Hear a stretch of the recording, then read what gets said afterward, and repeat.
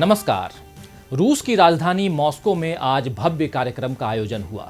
इस आयोजन में भारत के रक्षा मंत्री राजनाथ सिंह और भारतीय सेना के तीनों अंगों यानी थल, जल और नभ के सैनिकों ने भी हिस्सा लिया। ये आयोजन था दूसरे विश्व युद्ध में हिटलर की नाजी सेना पर रूस के विजय की 75वीं वर्षगांठ का। दरअसल हर साल 9 मई को रूस विक्ट्री डे यानी विजय दिवस मनाता है, लेकिन इस साल कोरोना महामारी की वजह से आज यानी 24 जून को विजय उत्सव संभव हो पाया। खैर, भारत के रक्षा मंत्री 3 दिनों की रूस यात्रा पर हैं और ये वो वक्त है जब भारत और चीन के बीच लद्दाख में सीमा विवाद अपने चरम पर है। इस विवाद में भारत अपने 20 सैनिकों को खो चुका है। इस कारण देश में चीन के खिलाफ गुस्सा उबाल पर है। चीनी सामानों और कंपनियों के बहिष्कार की मुहिम छिड़ी हुई है। लेकिन भारत चीन के बीच समझौता वार्ताएं भी चल रही हैं और उधर रूस भी चाहता है कि भारत और चीन के बीच स्थिति सामान्य हो। मगर बीजिंग में रूस के खिलाफ खबरें छप रही हैं और कहा जा रहा है कि भारत चीन के विवाद के दौर में रूस भारत को सामरिक मदद न करे। रूस भारत को S-400 मिसाइल डिफेंस सिस्टम और फाइटर जेट न बेचे। लेकिन क्या रूस चीन की सलाह मानेगा? क्या भारतीय रक्षा मंत्री खाली हाथ भारत लौटेंगे? क्या भारत और चीन के विवाद को सुलझाने में मदद करेगा रूस या हालात और बिगड़ेंगे? तो आज खबर दुनिया में देखेंगे भारत, चीन और रूस की तिकड़ी में कौन किस पर है भारी। और दुनिया रंग बिरंगी में देखेंगे धरती के नीचे मिले लिखित इतिहास से भी पहले के अवशेष। लेकिन शुरुआत सुर्खियों से। ट्रंप ने H-1B वीज़ा पर अपने फैसले में बदलाव के दिए संकेत। मेरिट आधारित आव्रजन के नियम बनाने का ले सकते हैं फैसला। H-1B वीज़ा जारी करने के लिए एक नई प्रणाली आ सकती है अस्तित्व में। व्हाइट हाउस से मिले संकेत। मेरिट पर आधारित आव्रजन प्रणाली की ओर बढ़ रहा है अमेरिका। दिसंबर तक के लिए H-1B वीज़ा जारी करने पर प्रतिबंध लगा चुके हैं ट्रंप के फैसले का अमेरिका में हो रहा है जबरदस्त विरोध। पाकिस्तान के इस्लामाबाद में बनेगा भव्य कृष्ण मंदिर। मंदिर निर्माण के लिए इमरान सरकार देगी 10 करोड़ रुपए। 20,000 वर्ग फुट क्षेत्र में होगा मंदिर का निर्माण। इस्लामाबाद में बनने वाला होगा पहला हिंदू मंदिर। मंदिर परिसर में धार्मिक संस्कारों के लिए अलग अलग संरचनाओं के लिए होगी जगह। ब्राजील की फेडरल कोर्ट के जज रेनेटो बोरेली ने अपने ही देश के राष्ट्रपति को दी चेतावनी। राष्ट्रपति बोल्सोनारो को अपनी रैलियों में मास्क पहनने को दिया निर्देश। राष्ट्रपति ने नहीं किया नियमों का पालन तो उन पर 2000 रेड्स प्रतिदिन के हिसाब से लगाया जाएगा जुर्माना। अमेरिका के बाद ब्राजील में हैं दुनिया में सबसे ज्यादा कोरोना के मरीज। ब्राजील में मिल चुके हैं 10 लाख से ज्यादा कोरोना के मरीज। 50,000 से ज्यादा लोगों की हो चुकी है मौत। कोरोना के बढ़ते मामलों के बीच बोल्सोनारो रैलियों में बिना मास्क के ही कर रहे हैं शिरकत। लोगों से भी बिना मास्क के मिल रहे हैं बोल्सोनारो। तो इस वक्त रूस 3 संगठनों का अध्यक्ष है और इन तीनों संगठनों में भारत और चीन अहम भूमिका में हैं। ये संगठन हैं RIC यानी रशिया, इंडिया और चाइना, ब्रिक्स यानी ब्राजील, रशिया, इंडिया, चाइना और साउथ अफ्रीका, और शंघाई कोऑपरेशन ऑर्गेनाइजेशन यानी SCO में तो 2 साल पहले ही भारत स्थायी सदस्य के रूप में शामिल हुआ है। हालांकि इसमें पाकिस्तान को भी भारत के साथ साथ शामिल किया गया था। खैर, RIC यानी रशिया, इंडिया और चाइना की वर्चुअल बैठक कल ही संपन्न हुई है। अब सोचिए कि जिस तरह सीमा पर इंडिया और चाइना एक दूसरे को आंख दिखा रहे हैं, विवाद अपने चरम पर है, वैसे में अगर ये दोनों देश इस बैठक में शामिल नहीं होते तो फिर RIC के गठन का कोई महत्व ही नहीं रह जाता। लेकिन ये अच्छी बात है कि दोनों देशों के बीच हर स्तर की बातचीत जारी है, चाहे सीमा पर सैन्य स्तर की बात हो या फिर विदेश मंत्रियों की बातचीत हो। खैर, RIC की बैठक को रूस ने आयोजित किया था, जिसमें भारत के विदेश मंत्री S जयशंकर ने हिस्सा लिया और उधर रूस के विदेश मंत्री सेर्गेई लाव्रोव और चीन के विदेश मंत्री वांग यी भी शामिल हुए। इस मीटिंग में सीमा पर तनाव कम करने के बारे में भी उम्मीदों भरी बात हुई। रूस ने भरसक मुखिया की भूमिका निभाने की कोशिश की और बहुत हद तक वो सफल भी हो पाया। रूस इस बात को अच्छी तरह से जानता है कि अगर RIC, ब्रिक्स और शंघाई कोऑपरेशन ऑर्गेनाइजेशन यानी SCO को मजबूत बनाए रखना है तो भारत और चीन के संबंध को भी मजबूत रखना होगा। और साथ ही रूस ये भी मानता है कि ये तीनों संगठन दुनिया में शक्ति के संतुलन के लिए जरूरी हैं। लेकिन ये तभी संभव है जब भारत और चीन और रूस के आपसी संबंध अच्छे होंगे। ये हम सब अच्छी तरह जानते हैं कि भारत और चीन के बीच रिश्ते कभी अच्छे नहीं रहे। हालांकि कूटनीति और अर्थनीति दोनों देशों के बीच चलती रही। लेकिन अब सवाल ये उठता है कि क्या रूस और चीन के आपसी संबंध अच्छे हैं? क्योंकि अगर इन दोनों देशों के रिश्ते भी अच्छे नहीं होंगे तो फिर कैसे बनेगी बात? दरअसल रूस और चीन के बीच दूरियां बढ़ रही हैं और इसके 3 खास कारण हैं। पहला कोरोना वायरस, दूसरा यूक्रेन पर चीन का रुख और तीसरा आर्कटिक क्षेत्र में जासूसी के आरोप।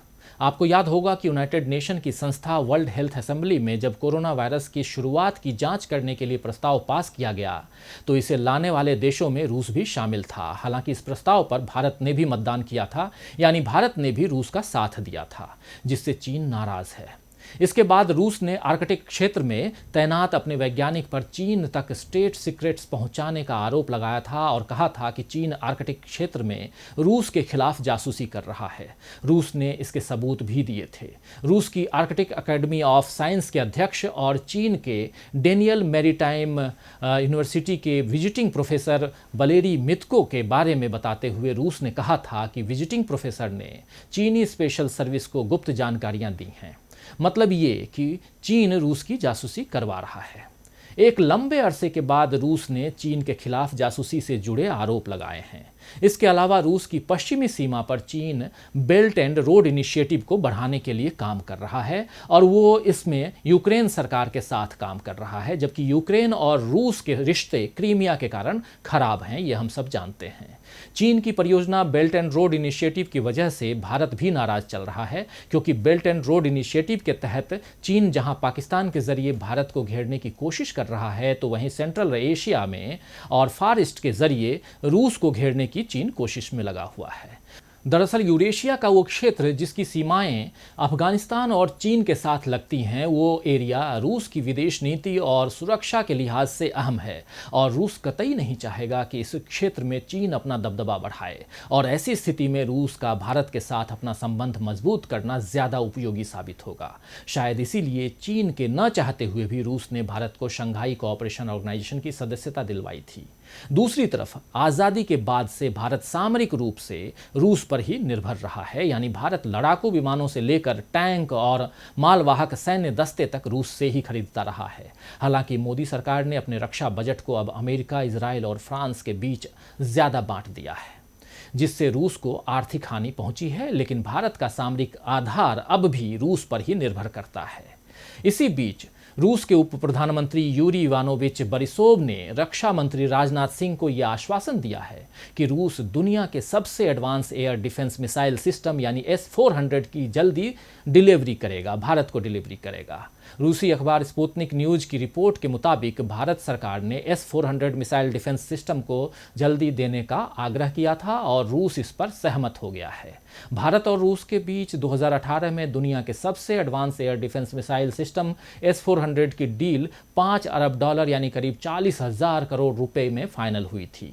भारत ने इसकी 5 यूनिट्स खरीदने का करार किया है। इसके अलावा भारत रूस से 31 फाइटर जेट खरीद रहा है। भारत ने T-90 टैंक के महत्वपूर्ण कलपुर्जों को लेकर भी रूस से बात की है। भारत और रूस ने नौसेना के लिए तलवार श्रेणी के फ्रिगेट हेलीकॉप्टर के लिए भी डील पर साइन किया है। उधर चीन का सरकारी अखबार पीपल्स डेली ने रूस से अपील की थी कि वो इस संवेदनशील वक्त में भारत को नए हथियार नहीं बेचे। अगर रूस सचमुच भारत और चीन के बीच शांति बहाली चाहता है तो उसे भारत को हथियार नहीं देने चाहिए। पीपल्स डेली ने यह भी लिखा है कि दोनों एशियाई ताकतें रूस की करीबी सहयोगी हैं, मगर बीजिंग के प्रोपेगेंडा में उलझे बगैर रूस ने एक बार फिर ऐलान कर दिया है कि वो भारत को अपना हथियार बेचेगा। इसकी साफ वजह रूस और चीन के बीच बढ़ती दूरियां और भारत के बाजार को दोबारा पाने की रूस की चाहत है। लेकिन क्या चीन की नाराजगी को रूस दरकिनार कर सकता है? आपको याद होगा कि 2014 में जब अमेरिका और पश्चिमी देशों ने यूक्रेन को लेकर रूस पर कड़े प्रतिबंध लगाए थे और उसी दौरान G8 से रूस को बाहर कर दिया गया था, उसके बाद G7 बन गया, तब रूस चीन के नज़दीक आया और चीन रूस के बीच एक गठबंधन का विकास हुआ। इस गठबंधन में रूस ने हर संभव भारत को जोड़ने की पहल की और वो सफल भी रहा। लेकिन अब जब चीन के साथ भारत के रिश्ते नाजुक मोड़ पर हैं और रूस भारत को S-400 सप्लाई करने का आश्वासन दे रहा है, तब क्या चीन और रूस के बीच तल्खियां नहीं बढ़ेंगी? और अगर ऐसा होता है तब उन तीनों संगठनों यानी RIC, ब्रिक्स और SCO का क्या होगा, जिनकी अध्यक्षता इस वक्त रूस के पास है? खैर, जो भी हो, लेकिन इस मुश्किल घड़ी में रूस भारत की मदद के लिए हाथ बढ़ा रहा है, जो साबित करता है कि सच्चा दोस्त हर मुश्किल घड़ी में आपके साथ होता है। तो ये थी भारत, चीन और रूस की तिकड़ी में कौन किस पर भारी है की पूरी पड़ताल। अब बढ़ते हैं आगे और एक खबर दुनिया रंग बिरंगी से।